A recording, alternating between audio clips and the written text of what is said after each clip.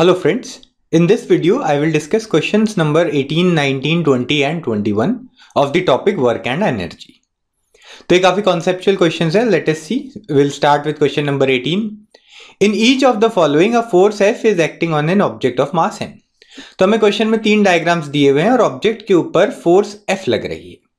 तो तीनों डायग्राम्स में ग्रीन कलर के एरो से मैंने फोर्स F को शो किया है. एक में ऊपर की डायरेक्शन में है, एक में राइट की तरफ और आपके स्क्रीन पे एक थर्ड केस में फोर्स लेफ्ट की तरफ लग रही है. The direction of the displacement from west to east shown by the longer arrow. तो डिस्प्लेसमेंट जो है वो ये रेड कलर के एरो से दिखाई गई है और तीनों ही केसेस में डिस्प्लेसमेंट सेम है towards the right on your screen. Observe these diagrams carefully and state whether the work done by the force is negative, positive और जीरो. तो हमें वर्क डन को एनालाइज करना है. तीनों केसेस में फोर्स और डिस्प्लेसमेंट दोनों हमें दिए हुए हैं.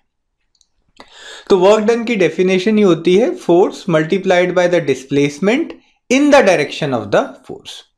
तो फोर्स और डिस्प्लेसमेंट के उस कंपोनेंट को मल्टीप्लाई करना होता है जो फोर्स की ही डायरेक्शन में होता है. तो सबसे पहला केस देखते हैं. यहां पे आप देख सकते हैं डिस्प्लेसमेंट जो है और फोर्स जो है they are perpendicular to each other. तो इस केस में वर्क डन जीरो होगा. ठीक है, क्योंकि जिस डायरेक्शन में डिस्प्लेसमेंट है उस डायरेक्शन में कोई फोर्स नहीं है. इसी तरह सेकंड केस में आप देख सकते हैं फोर्स और डिस्प्लेसमेंट की डायरेक्शन सेम है तो वर्क डन पॉजिटिव होगा. और तीसरे केस में फोर्स और डिस्प्लेसमेंट हैं तो एक ही लाइन के अलोंग, लेकिन डिस्प्लेसमेंट और फोर्स की डायरेक्शंस एकदम ऑपोजिट हैं. तो इस केस में वर्क डन नेगेटिव आ जाता है. तो यह है क्वेश्चन नंबर 18 का discussion. Will now move on to question number 19. Sony says that the acceleration in an object could be zero even when several forces are acting on it. Do you agree with her or not? And why? तो यहां पे हमें एक body दी हुई है जिसके ऊपर बहुत सारी फोर्सेस एक्ट कर रही हैं. तो बहुत सारी फोर्सेस लगने के बावजूद बॉडी की एक्सेलरेशन जीरो हो सकती है या नहीं, ये हमें देखना है. तो इसके लिए I will discuss Newton second law of motion, जो कि कहता है कि acceleration of an object is produced by net force acting on the body and it is directly proportional to the magnitude of the net force.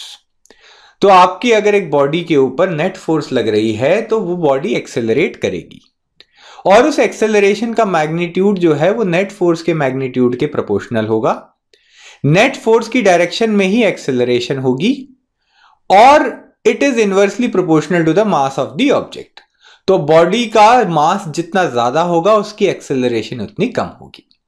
इसको expression की form में F equal to ma लिखा जाता है, जहां से acceleration का formula आ गया net force divided by mass. तो फोर्स जितनी ज्यादा होगी एक्सेलरेशन उतनी ज्यादा होगी, मास जितना ज्यादा होगा एक्सेलरेशन उतनी कम होगी.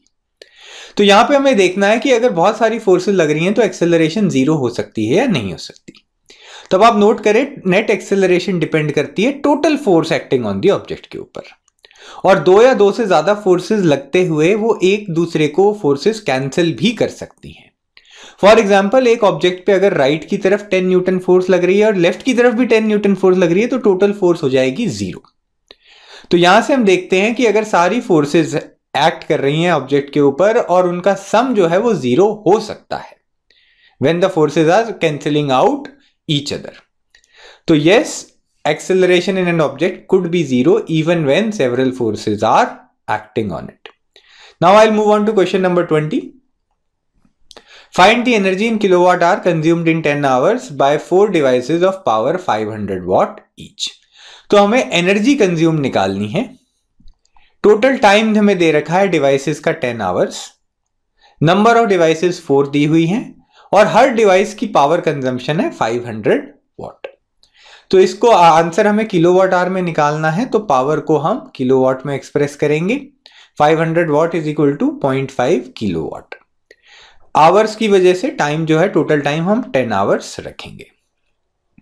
तो अब हमें एनर्जी कंज्यूम निकालनी है which is equal to power into time.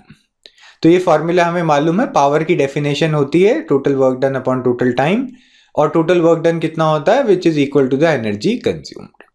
तो यहां से एनर्जी का फॉर्मूला आता है P इंटू टी. तो एक डिवाइस की एनर्जी कंज्यूम कितनी हो जाएगी? पावर एक डिवाइस की 0.5 किलोवाट है और टाइम ऑफ रनिंग जो डिवाइस का है दैट इज 10 आवर्स. तो यहां से total energy consumed by one device आ गई 5 किलोवाट आवर। हमें टोटल 4 डिवाइसेस दी हुई हैं, तो हम इस आंसर को 4 से मल्टीप्लाई कर देंगे, तो टोटल एनर्जी कंज्यूम्ड आ जाएगी 20 kilowatt hour. So this is the required answer. Now I will move on to question number 21। A freely falling object eventually stops on reaching the ground. What happens to its kinetic energy? तो एक freely falling object का मतलब क्या होता है? एक object जिसकी initial velocity 0 थी और वो सिर्फ ग्रेविटी के इफेक्ट से मूव कर रहा है। ठीक है, अगर आप एक स्टोन को रिलीज कर देंगे तो ग्रेविटी के इफेक्ट से वो नीचे मूव करेगा, उसके ऊपर और कोई फोर्स नहीं लग रही। इस सिचुएशन को बोलते हैं फ्रीली फॉलिंग ऑब्जेक्ट। तो अगर आप एक स्टोन को ड्रॉप करते हैं तो ग्राउंड पे आके वो रुक जाता है, तो उसकी काइनेटिक एनर्जी को क्या होता है? तो now will discuss this in detail. जब एक ऑब्जेक्ट को हम रिलीज करते हैं तो वो नीचे जाता है, उसकी पोटेंशियल एनर्जी कम हो जाती है और उसकी काइनेटिक एनर्जी बढ़ जाती है। तो जब वो ग्राउंड को स्ट्राइक करने वाला होता है, it has a lot of kinetic energy, और स्ट्राइक करने के बाद वो एनर्जी ग्राउंड को ट्रांसफर हो जाती है। ठीक है, जो आपका काइनेटिक एनर्जी है उसकी वजह से ग्राउंड का डिफॉर्मेशन हो सकता है, ग्राउंड के अंदर एनर्जी चली जाती है, and also it is lost to the surroundings. ठीक है, स्ट्राइक करने के बाद हीट और साउंड एनर्जी में भी वो काइनेटिक एनर्जी कन्वर्ट होती है। तो यहां से हम देख सकते हैं कि आपकी जो काइनेटिक एनर्जी थी वो ग्राउंड में भी चली गई है और सराउंडिंग्स में भी चली गई है। हालांकि ये एनर्जी का अमाउंट अर्थ के साइज के कंपैरिजन में काफी कम होता है, तो that is why there is no noticeable change in the motion of the earth. तो आपको कुछ ज्यादा महसूस नहीं होता है, अर्थ शेक नहीं करती है, because the object is very small as compare to the size of the earth. So this was the required discussion. If you found this video useful, do like it and share it with your friends. Please do not forget to subscribe to our channel. Thank you so much for watching.